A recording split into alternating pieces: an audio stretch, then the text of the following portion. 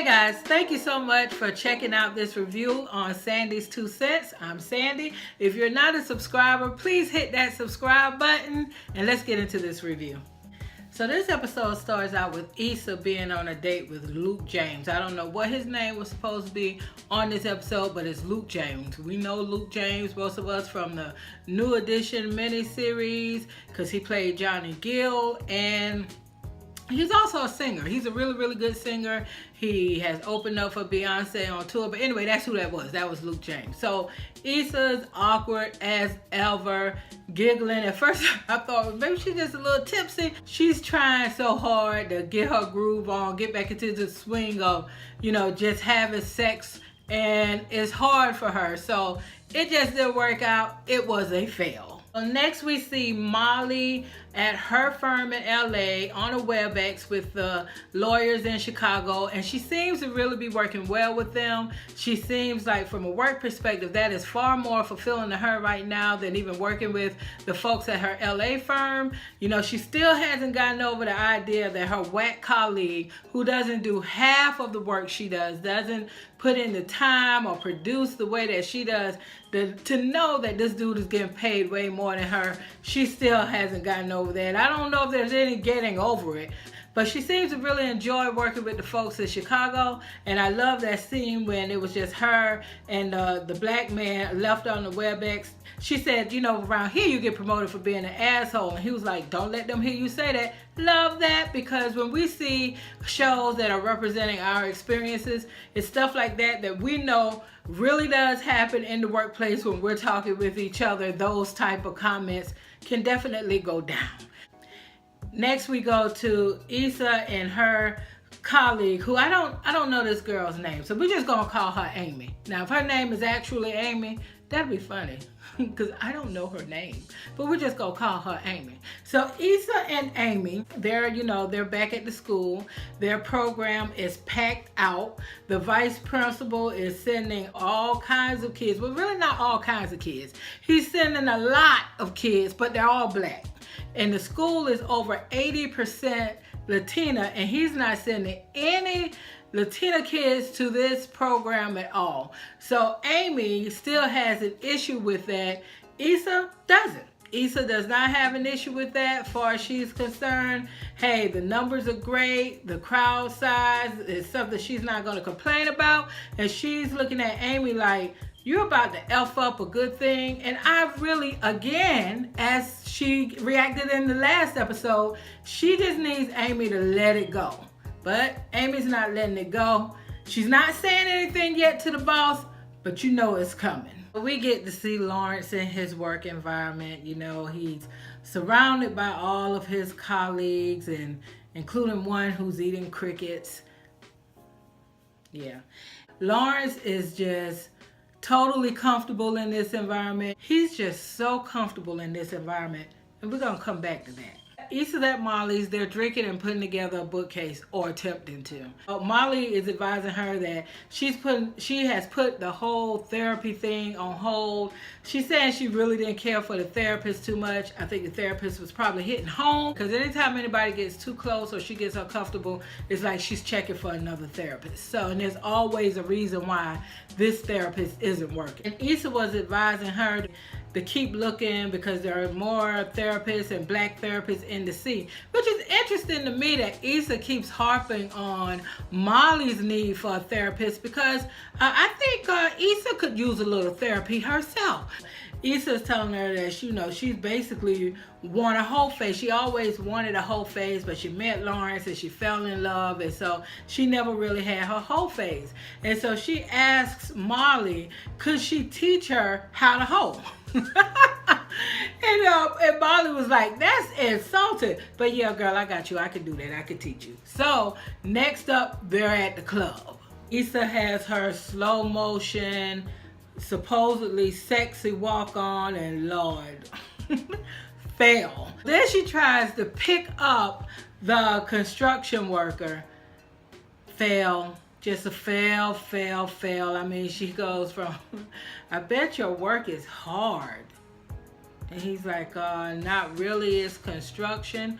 And she said something about him and his drill and trying to be suggestive, and he just like got on the phone and just walked away. Like, this is crazy. So then Issa tries to pick up the friend of the guy who's talking with Molly. And the dude is like, look, I'm just talking to you because my friend wanted to talk to your friend. You got any other friends? That was cold, y'all. That was cold. Night is not looking good for Issa at all.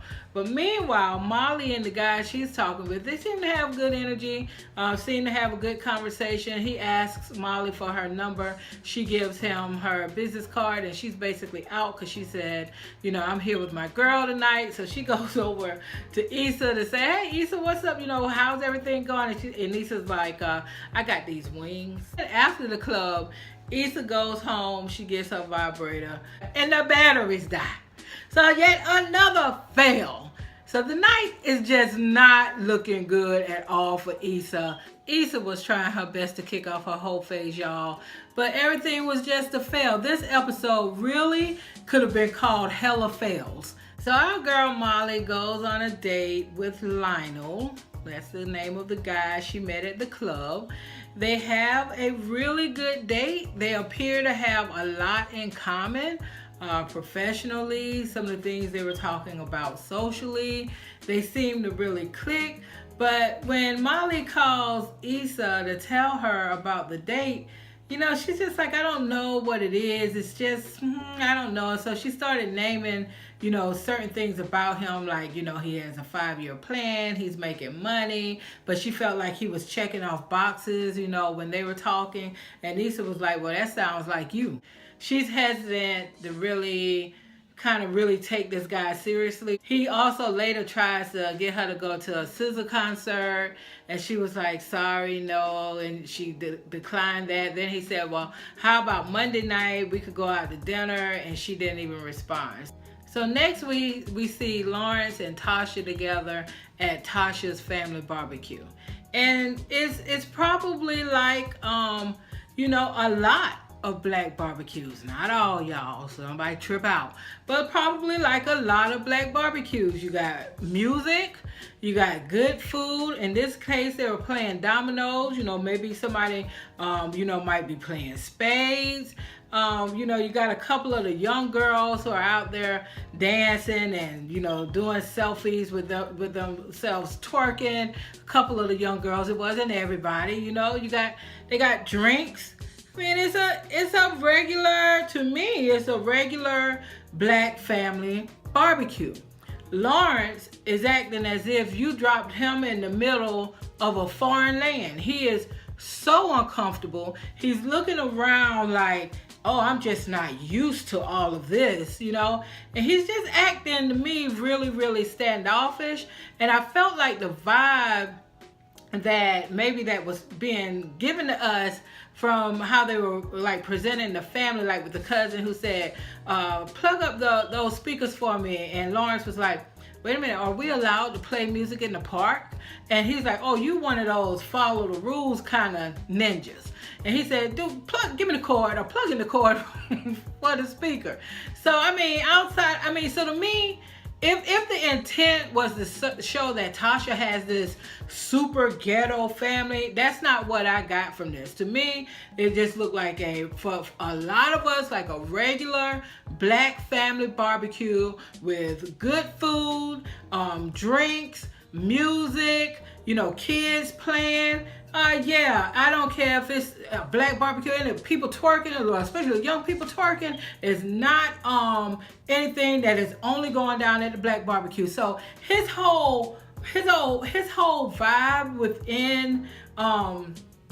within this setting was very weird to me, because he just came across like he was out of sorts.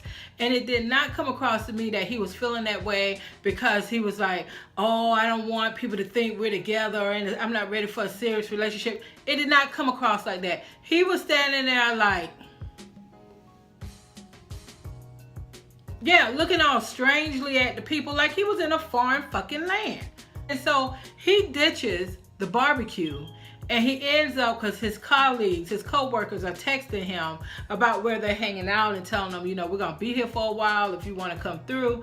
And so he ends up leaving the family barbecue, telling Tasha that he has this work thing to do, you know, and that he'll be back. When he leaves the black family barbecue, remember I told you earlier in this review about when he was at work with his colleagues and how comfortable he just seemed to be, just fit right on in at home and everything. So when he goes to hang out with his co-workers, it's not one more black person in the place, okay? It's just him. He's smiling, he's happy, he's comfortable, he's making jokes, he's like, you know, he's just so into that vibe. It's like, it's night and day from the energy he had when he was at the black family barbecue and now that he's in this space. So I'm kind of looking at Lawrence kind of side-eyed now. Lawrence, I wonder, were you with Issa? Because Issa is so awkward. Did she kind of remind you of a white girl? What's happening right now, Lawrence? Because the difference between these two settings and your ease of being in those two settings was drastic. So what's up, Lawrence? What you trying to tell us, Lawrence? What is it? So back to Issa. So Issa is still on her whole phase mission. She was scoping out the neighbor earlier when he was sitting by the pool. So she hooks up with the neighbor. And in the beginning, it was like a lot of trial and error. They were bumping each other, bumping their heads together. The positioning in the bed was crazy and uncomfortable. So they managed to change positions a couple of times. She was able to kind of get her groove on with him to get in what she was trying to get in. And that was pretty much it. So I guess this is her official initiation of her whole phase. After the sex was over, he's asleep. She's sneaking, putting back on her clothes, trying to do it quietly so she can ease on out. So she's trying to sneak out the house and he wakes up and he's like, you know, you could sleep over. And she's like, no, you know, I'm good. You know, her awkward stuff. She's smiling. She feels very, very happy about her accomplishment, the official kickoff of her whole phase.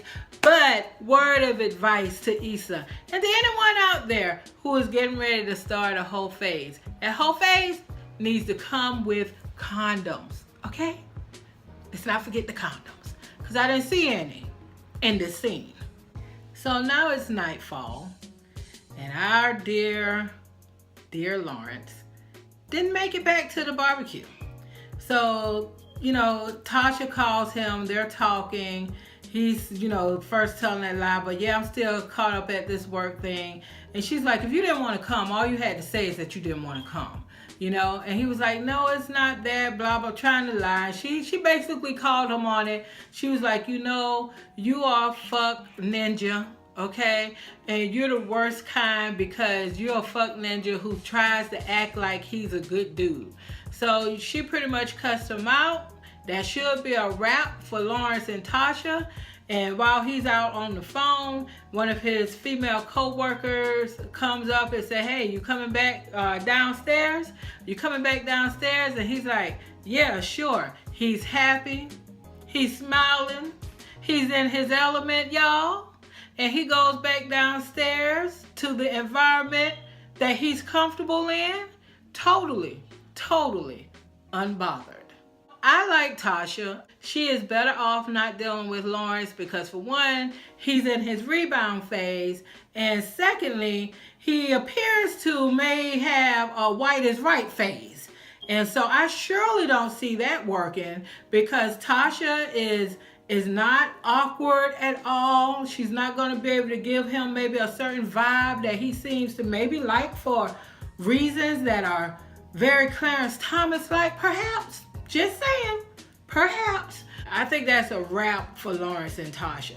That's the end of this review, guys. If you are not a subscriber to my channel, please click the subscribe button below. And until the next time, as always, thank you guys so much for allowing me to have my 2 cents.